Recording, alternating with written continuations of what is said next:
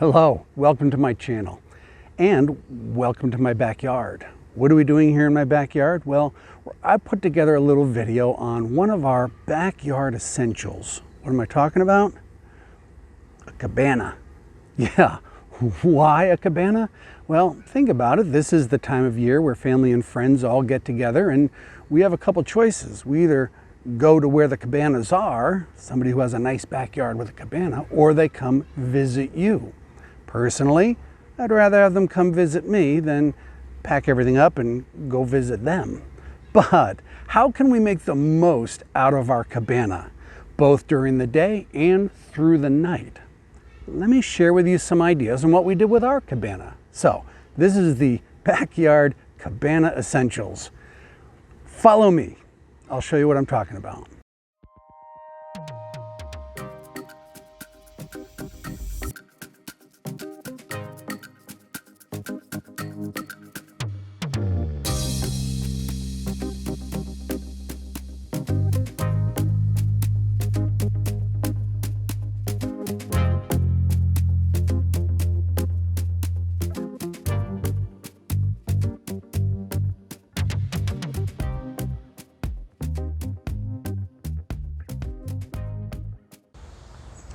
Okay, so you've decided to get a gazebo, or maybe even enhance your gazebo. Now, many of the enhancements we're going to talk about, they're not particularly all that novel, unless you've never thought of it before. If you've never thought of it before, then it's sheer brilliance. But we'll see. We'll talk about a few of the things that we've done to kind of dress up and make our gazebo a little bit more practical. So, if you're deciding to go out and get a gazebo, then let's talk about some pro tips. Pro tip number one, if you're going to try and find a gazebo for under $200, you might want to get down to your discount store early in the season, because chances are you're not the only one thinking about getting a gazebo, and they sell fast. So that's pro tip one. Pro tip number two, if you're going to get a new gazebo and install it, read the instructions for setup. All right, at least look at the pictures. That's what I did. And they're fairly simple to do. Pro tip number three, if you're going to get a gazebo, stake it down. Why do I say that? Well, in my instructions, there is a picture of me taking this provided stake and staking it down as you see here. Now, I don't know about you, but that looks extremely sketchy as to whether or not those stakes are going to hold down my gazebo the first time Mother Nature sneezes. So, what might make more sense is to stake it down in a different manner, not found in your instructions. Let me show you what I did. When it comes to staking down your gazebo, this is what I did. First off, find a secure location to produce a man's knot. Stake it down with a real stake. Here's a little tip on planting your stakes to be sure you get the tension in your line just right. All right, first off, you can see we're using a man-sized stake, not the chintzy little one that came with it. The next thing we want to do is when we plant our stake, we want to plant it on an angle in the ground like this, not in the ground like this, nor do you want to put it straight up. Because if it does get tension on this line, if it were on an angle here, you could imagine how easy it would be to kind of pull that out. But plant it like this, and it would be very difficult to pull the stake out of the ground. Now, exactly where do you plant this stake? Well, if you try to do it by eye, like doing this, and you stake it down, you'll see that I'm now making way too much tension on this, and by the time I get this down into the ground, this is going to be way too tight. So what makes sense is just hold it down here like this, find where this knot is touching the ground, and that's where you want to put your stake. So you'll notice that it appears really slack right now, but as I tap this in, she snuggles right up, gives me a perfect tension. All right, let's face it. Why'd we get a cabana in the first place? Well, we got it for the shade. But the problem with shade and a cabana is that at 12 noon, when the sun is directly overhead, Yeah, everybody sitting at the tables getting shade. But the sun moves throughout the afternoon, and by 3 o'clock, it's glaring in the west side of your cabana, kind of like this one is. Yeah, I don't want to be the one sitting in this seat at 3 o'clock in the afternoon on a warm day, getting solar blasted by the sun. And let's face it, who's going to end up with this seat? Either the last one to the party or the host, which would be me. So, how can we protect the west side of our cabana when the sun is getting low on the horizon and we want to protect everybody at the table? Check it out. This is what we did. We simply got a roll. Went to our favorite retailer online, and this is the way it works. Check it out.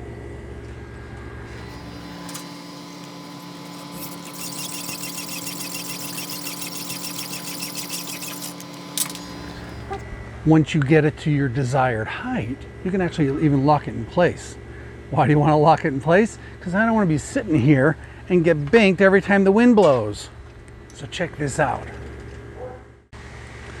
Both sides have a little bungee.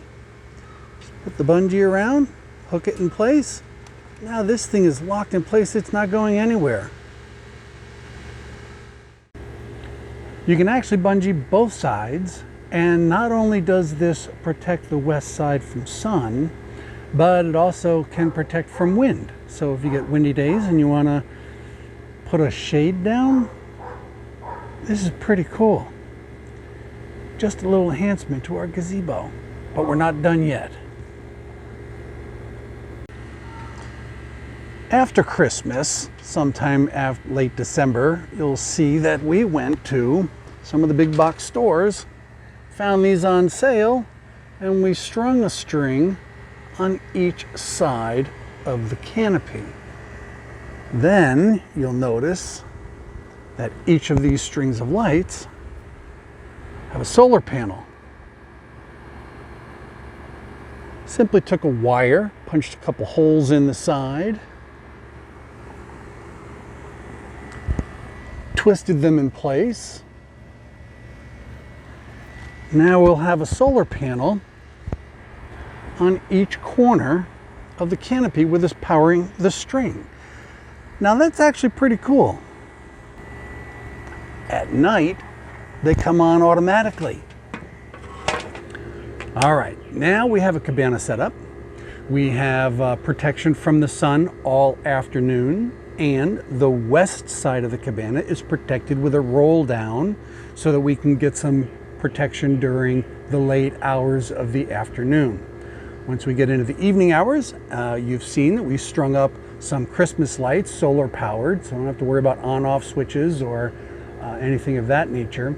Now the problem with those Christmas lights is that while it will give me sufficient light to navigate around my cabana, like finding my seat, sitting down, maybe even finding my drink sitting on the table, but it's probably not going to give me enough light to light up, say, a dinner. So how can I get more light in here through the night? And let's review our options. Sure, you could hire an electrician, run some wires out here. I'd be a little leery about that in case I forgot to put the stakes back in the ground when I mowed the lawn and my cabana blew over again. Then I'd have these electrical wires bouncing around. Probably not a good idea. I could run an extension cord out here and maybe hang some lights. But now I got an extension cord going across my yard and people tripping on it. And yeah, we get a lot of kids around here, so I don't like that idea either. We could go camping and bring out the camping lanterns and put them around if you like camping. That's an option. But the idea that I think could make sense is let's make a chandelier to hang from the top middle of the cabana. Now you probably didn't think this was a craft video, but it is. We're gonna make a chandelier to hang in the middle of our cabana. Now, we're gonna do this on budget, so how do we do that? Well, the first thing we do is run off to the dollar store, and at the dollar store I found this bowl. I also found this bowl. And I also found these bowls. So the idea is going to be simple. I'm going to take this bowl and I'm going to string it to this bowl, and I'm going to string one of these to this bowl. This is now the foundation of our chandelier. But we're going to make it better. In fact, what I'm going to do, because I got so many of these little bowls, I'm going to take one of these little bowls, I'm going to glue it to the inside of this bowl. And then I'm going to put my LED lights around this bowl. Like this. Once I attach these, and then I glue this bowl inside this bowl, I basically turn this into a light bulb. Put the 3 tiers together, and now we're talking about light. But it's not a chandelier without the bling. So, yep, online, got these expensive diamond pearls, and yeah, we're gonna be hanging these off of each of the rings of the 3 bowls. Now, the lights themselves are going to be controlled by a little battery operated controller. Now, I chose to go with white lights, not colored lights. Yeah, I would have preferred to have colored lights, but white lights have a wire that is only 2 strands. And because these wires are hard coded to the end of the LED strips, this is not long enough for me to put this power pack Velcroed to one of the pillars of the cabana, because the last thing I want to do is get on a ladder to climb up there to gain access to this thing to turn it on or off or change the batteries. I'd much rather put a little Velcro strap on here and stick it to the side of one of the pillars of the cabana. But this wire is not long enough, so we get longer wire. Because this is only 2 wires thick, then what I can do is on one end, I'm going to splice this wire. So this gets Velcroed to the pillar. This is going to go up along the metal brackets to the peak of the cabana, and I'm going to use black electrical tape so you'll never even see it. It's again, this is Velcroed to the pillar of the cabana. Now this goes up. At the end of this, I'm going to wire a male connector to it. The female connector is going to go to the top of my chandelier. So I'll have the female connector sticking out here. So now it makes it very easy for me to take my chandelier down, put it away for the winter, or if I was expecting a tornado or something, I can take my cabana down. Just merely go up, unplug it, and the whole chandelier comes down. So, got my control, got my convenience of having this right here at the pillar so I can change batteries or I can turn it on or off. That's the game plan. Never done this before, but I've seen videos. So how hard can it be? Let's give it a go. I'll start and show you as I make progress through the build of our gazebo chandelier. Follow along. All right, step 1. I'm going to pull a piece of 2 strands off of this fishing line, so I end up with line about something like this. So if I take this, put the 2 lines together, and tie a knot out of the end here, something like this,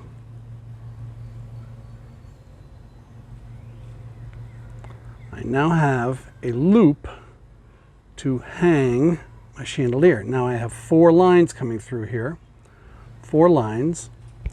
Ultimately what we'll do is we'll make 4 holes along here. This is my top panel. This will go on top, and then I'll have 1 line going through each of these holes through each of the tiers. Now the holes themselves I'm going to make in this plastic with my soldering gun. What I did with my soldering gun was I took a paper clip, which maybe you can make it out here, maybe you can't. And all I did was I just bent it around the end here. So this is just a little piece of paper clip. So when I heat this up, it punches holes through this like it were butter. So let's actually see it work. I need to make a bunch of holes. First, I need to make holes around the top here for the strings to go through. I need to make a hole in the middle for my plug. And then I have to make holes around the perimeter for my bling. And I can do it all with my soldering gun. Once I get to temperature, bink, hole 1,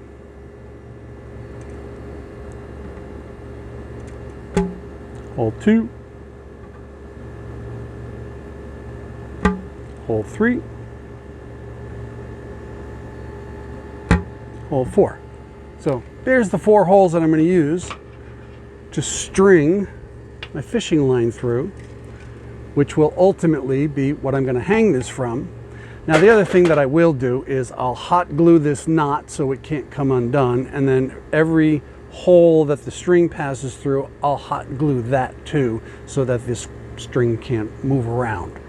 All right, so that's how we begin. Next, let's make holes around the perimeter for each strand of wire, or bling, the expensive diamonds that we got. I think these are 24 karat. We spare no expense around here. Okay, let's do it. We're gonna pick our location, and we make 1 hole. I gotta make about 30 holes around here. I don't think you wanna watch that. So, stay tuned. All right, so using my handy dandy little paper clip modified soldering gun, punched a bunch of holes all around each of the bowls where the expensive dongles will hang. I also made holes in here so that I could run my fishing line through. That's going to be hooked there. I'll tie knots on the other side, and then I'll be able to hang the interior pieces off of that same fishing line. So that's where we're at so far. Next, so now again, we have our basic foundation for lighting. We'll start dangling our beads, and what we should end up with is some facsimile of a chandelier. I think it's going to work out great. So next step is to start soldering. I've got to solder all of the LEDs together. It's done in series, very, very easy to do. Use skinny wire, and we'll put the male connector at the end of the power switch. So let's solder. Won't be long. We'll have a hanging chandelier in no time. Wish us luck. All right, I decided I didn't like the tape, seeing the white tape on the outside. So I'm going to tape this off, scuff it up with some Scotch-Brite. I was going to use silver paint, but I have a whole can of this gold paint kicking around. I don't know why I have it, but I do. So I'm just going to give this a little spray around the edge of each one. After all, gold with diamond bling, yeah, they belong together. And I'll do it on each of the bowls for each of the 3 tiers. All right, wish me luck.